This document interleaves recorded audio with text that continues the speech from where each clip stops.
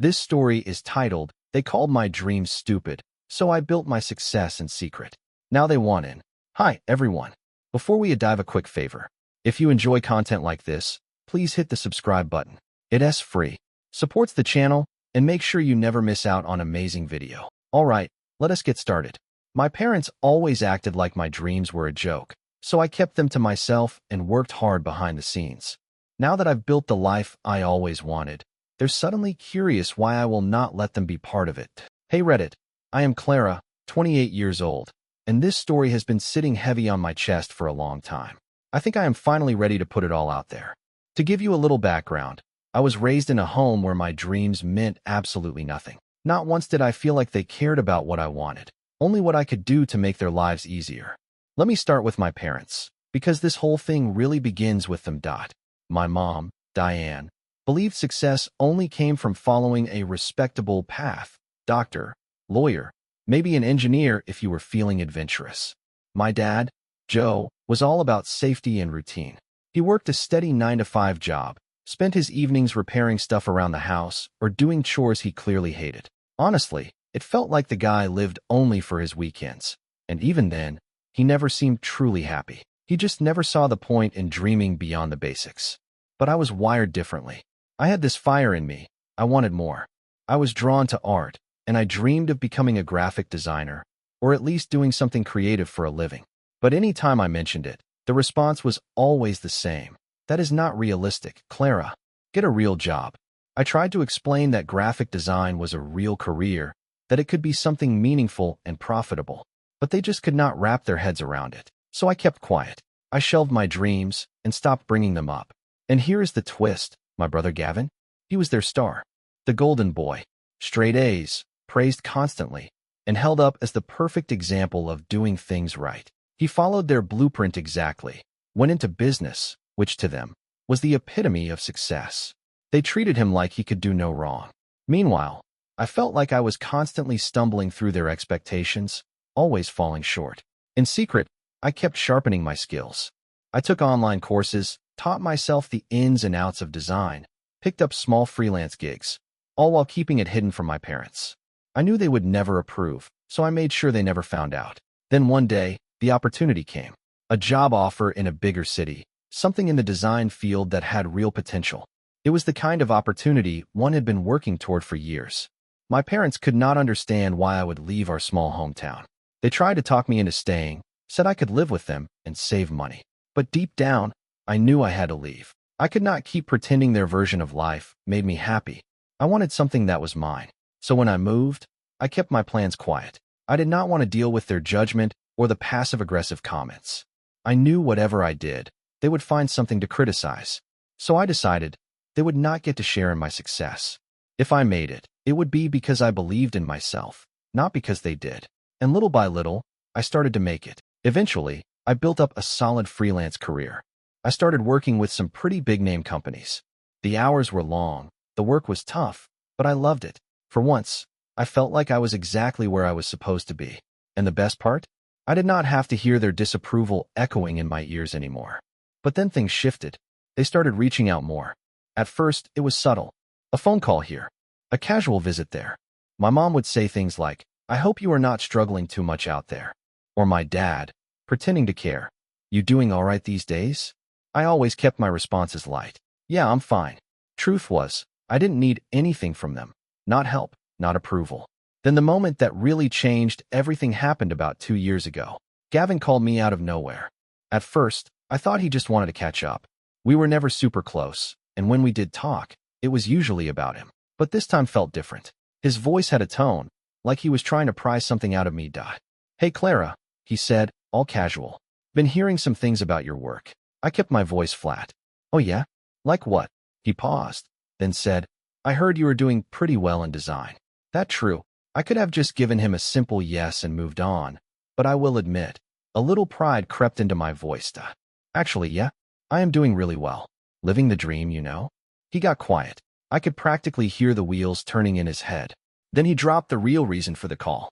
"That's great," he said, but I could hear the envy behind his words. "Maybe you can help mom and dad with their bills. They've been asking about you a lot." It hit me like a punch. Not just that he wanted me to bail them out, but that they only started caring once they thought I had something to offer. I'm not really in a place to help right now, I told him, feeling my jaw tighten. I've got my own responsibilities. Well, he snapped back, with more edge in his voice. Maybe you should think about it. Mom and Dad worked hard for us. You owe them. I let the silence do the talking before I finally hung up. I wasn't ready to get into it, but the calls kept coming. Suddenly, my parents were all curious about my job, how much I was making, and what I might be able to do for the family. Like I owed them something now that I had finally made it, without a single ounce of their support. Then, just last month, during a family dinner, my mom blindsided me. She brought up my career like she actually cared, but her voice was too sweet, too fake. Clara, she said, all smiles. I've been thinking. You've done so well for yourself. Don't you think it's time to help your family? She went on, saying Gavin was busy with his business and they could really use a hand. That was the moment I realized how far this had gone. But it was more than that. It was the way they treated me, the way they looked at me now that they knew I had succeeded. It was not pride. They were not proud. They saw me as a lifeline, a bank account, and I had kept them out of my success for this exact reason. For the first time in years, I started to really question everything. Was it time to give in? Should I help them out? Or should I stick to my original plan and keep them at arm's length? I did not have an answer yet, but I knew one thing. It was time for me to take the reins, to handle this on my terms, maybe even show them a thing or two in the process. I had pictured this moment before, being the one in control, the one with the upper hand, but I never wanted it to come with conflict. I never set out to hold grudges. All I ever wanted was to live my life without interference. But the more they pushed, the more it became clear this was not just about catching up anymore. They expected something, and I was not going to hand it over. After that dinner, I pulled back. I needed space to think, to figure out my next step. I had to be smart. I could not just blurt out no, because that would open the door for guilt trips and manipulation. Then a few days later, Gavin called again. I do not know why I answered, but I did. Maybe part of me hoped he had come to his senses. Maybe he realized how over the line his last call had been. But nope, he was the same old Gavin. The guy never knows when to stop. Hey Clara, he started. Been thinking about what Mom said the other night. His voice was way too casual. I braced myself. Yeah, I know you are doing well, he continued. I am not pretending I do not know. But Mom and Dad, they are thinking about selling the house. My stomach turned. That house had a lot of memories, both good and bad. Selling it felt wrong. They had always said it would be mine one day. Now suddenly, they wanted to get rid of it? Wait, what? Sell the house? Why? I asked, trying to stay calm. Well, bills are stacking up. Dad's having some trouble at work. Things are tight. Guilt started to creep in, but I shoved it back down. This was not my burden. I had spent years fighting to make something of myself, even when they doubted me every step of the way. Gavin, I cannot just throw money at their problems. I have my own life, my own bills. And honestly, I should not be the one bailing them out, I told him, trying to keep my tone even. He was quiet for a second. When he spoke again, the tone was different, more serious. He sounded like he was trying to make a deal. Clara, I get it. But this is about family. You are still part of this family. Maybe it is time you came back and helped. That was it. Something inside me flipped. Help them? After all the years they told me I would never make it? After they dismissed my dreams like they were trash? No, Gavin, I said, my voice shaking slightly. I do not think it's time for that. He paused, then said, well, do not be surprised if you get left out of everything. His words hung in the air, heavy and bitter, like a threat I saw coming a mile away. When Mom and Dad need someone to count on, do not be shocked if they do not come to you. That was the last thing Gavin said before he hung up. I just sat there, staring at my phone, my mind spinning in every direction. At that point, it was not really about the money anymore, or even the house. It was about the pressure, nonstop, exhausting pressure, from people who thought they were entitled to everything I had built. They genuinely believed they deserved a share of my success just because they were the ones who raised me. But they did not see the sacrifices. They had no clue what it cost me to get to where I am now. And to make it worse, they were trying to twist the knife, trying to make me feel bad for achieving exactly what they told me was impossible. I knew something had to change, but it could not be emotional. I could not just blow up and say what I really felt. No, I had to be smart about this. I needed to remind them that everything I had done was mine, not theirs. That I was not some emergency backup plan they could run to. So over the next few weeks, I played it cool. I gave them space. Ignored the calls. Let the texts go unanswered. It was hard, but I had a bigger picture in mind. I was not cutting them off completely. I was setting the stage to make a point, to show them what it looked like when I stood my ground. I started digging into my options. Reading, researching, talking to people. I wanted to protect what I had worked for, not just emotionally, but legally too. I refused to let their guilt trips push me into a corner. I was not going to be tricked into rescuing them from a situation they created themselves. And then, out of the blue, something unexpected dropped into my lap. I was sitting at my desk, working through a project, when an email popped up from an old friend I had not heard from in years. His name was Ethan. We used to collaborate on small freelance gigs back when I was just getting started. These days, he worked for a company that helped people handle investments, protect their wealth, and put legal protections in place. His message was short but interesting. Clara, I've got something you might want to look into. Some legal work came across my desk that made me think of you. Let me know if you're interested. I replied right away. I did not know exactly what he had in mind, but my gut told me this could be the break I needed. It felt like this might be the piece I had been missing, the way to finally take control of a situation that had been slowly slipping away from me for years. A few hours later, Ethan emailed me back with the full outline.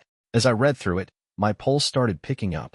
It was something I had never even considered before, but it made perfect sense. This was more than just financial protection. It was about taking back my power. It was about drawing a hard line and never again letting anyone cross it. Ethan explained that his company worked with a legal team that specialized in cases just like mine, people who had achieved success and needed help keeping that success out of the wrong hands. He said I might be a great fit for one of their programs. It involved building a legal structure to make sure my assets were fully protected from anyone trying to make claims on them, including family. It was exactly what I needed. Over the next few days, I stayed in contact with Ethan, asking questions, reviewing details, and learning everything I could about the process. The more I understood, the more confident I felt. My family had never respected my boundaries, and now it was time to create ones they could not cross. I had spent years being told my goals were foolish. I had spent even longer proving everyone wrong. Now that I had made it, they suddenly felt like they had a right to it. And Gavin, he was the worst of them. Always pushing. Always assuming I would cave. I realized if I did not take steps now, I might end up backed into a corner I could not get out of. The idea of using legal means to keep my family in check felt strange at first, like maybe I was going too far. But when I really thought about it, it made total sense. These people had not treated me with respect in years. To them, I was the reliable one, the one who gave up her own life to help everyone else. But I was done playing that role. I was not out for revenge. I was just done being used. Ethan's firm had seen it all before: family members with twisted dynamics, people who gave and gave until there was nothing left. They helped people set up financial protections, trust accounts, even legal walls between themselves and the people who drained them. For me, it seemed like the only way forward. I knew the moment I signed those documents, everything would shift. My parents would not understand. They would probably feel betrayed. They might even say I had turned my back on the family, that I was selfish. But the truth was, I had already given them everything I had emotionally. There was nothing left for me to give. So I went ahead with the process, quietly and carefully. I did not say a word to my family, not to Gavin, not to anyone, because I knew the second they got wind of it, they would try everything in their power to stop me. So I kept it quiet. The firm helped me draw up airtight paperwork, contracts, and clauses that would protect what I had built. And if my family ever came knocking, trying to lay claim to any of it, I would finally have something to stand on. But as the weeks rolled by, I could feel something in the air. Like a storm was building. I knew it was only a matter of time before they figured out what I was doing. And when they did, they would not take it well. Because this was not just about money to them. It was about control.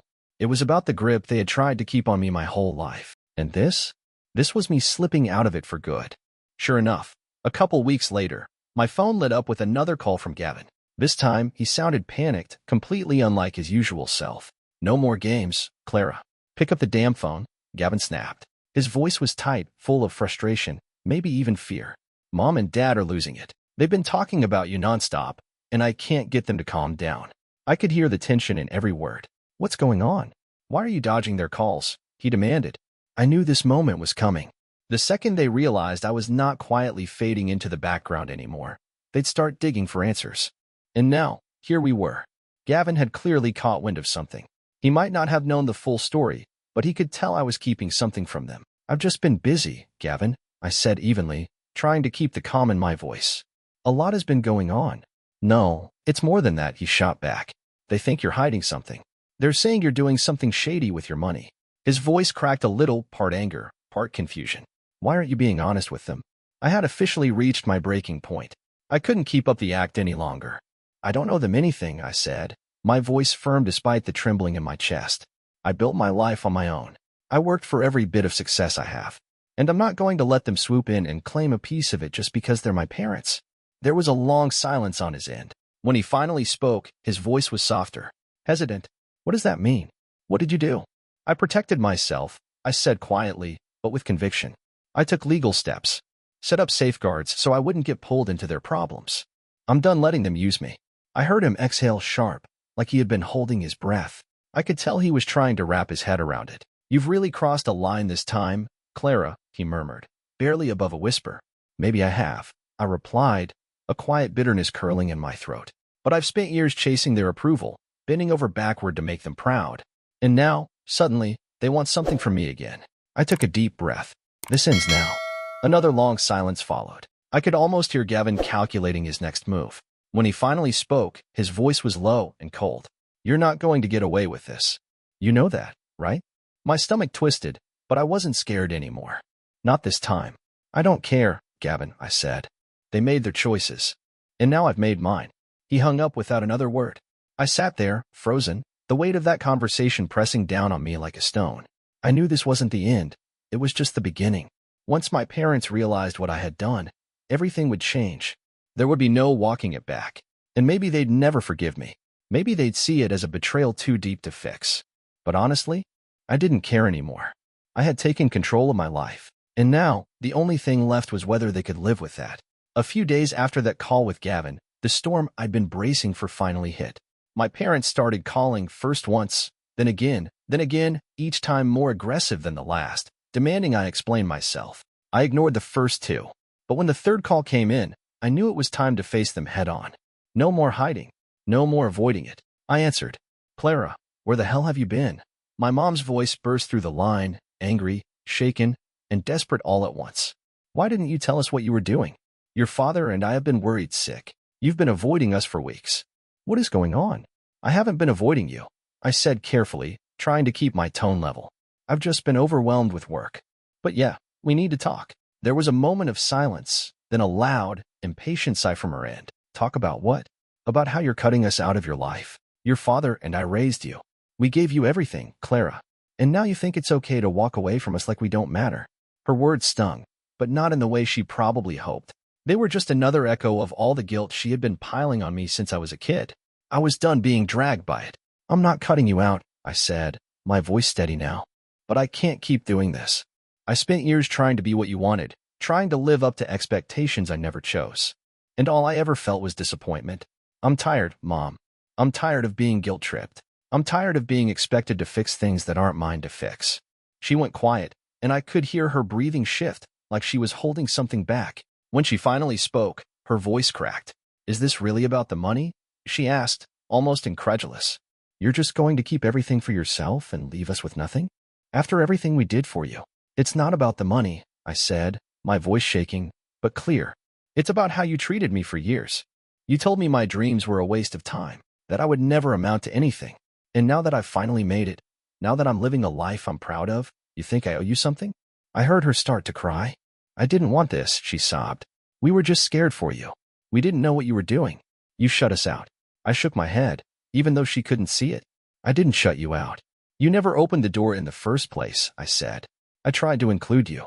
I wanted you to believe in me. But you didn't. Not once. And now that it's all worked out, I'm not just going to hand it over. I can't. I won't." The call ended without resolution. And over the next week, everything escalated.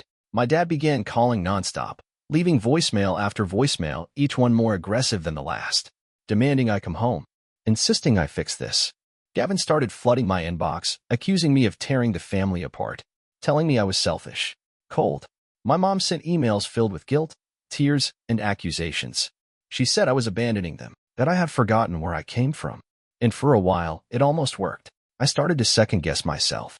I wondered if I was being cruel. But then I remembered the years of silence. The years of being told I wasn't good enough. The years of pretending to be okay with being their afterthought.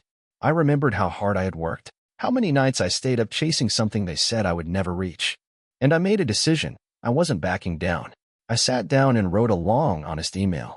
I told them everything I had been holding in. I explained how much their words and actions had hurt, how I had tried, over and over, to meet their expectations, only to be told I wasn't enough. I told them I still cared, but that I couldn't be what they wanted me to be, that I was choosing to protect myself now, that I was choosing to move forward. Their response was exactly what I expected. My mom called me selfish. My dad said I was acting like I had something to prove. Gavin messaged me saying I was destroying the family and that they would never forgive me. But for the first time in my life, I didn't feel crushed by their words. I wasn't drowning in guilt or trying to make excuses. I felt free. I had finally taken the reins. I was living the life I built on my terms. I kept my distance after that. It hurt, sometimes more than I'd like to admit, but it was necessary. I'm still thriving in my career. And more importantly, I'm finally putting my own happiness first. I no longer fear their judgment. I no longer need their approval. And now, I'm left with one question that still lingers in the back of my mind. Am I the bad guy for cutting them off? They're my family.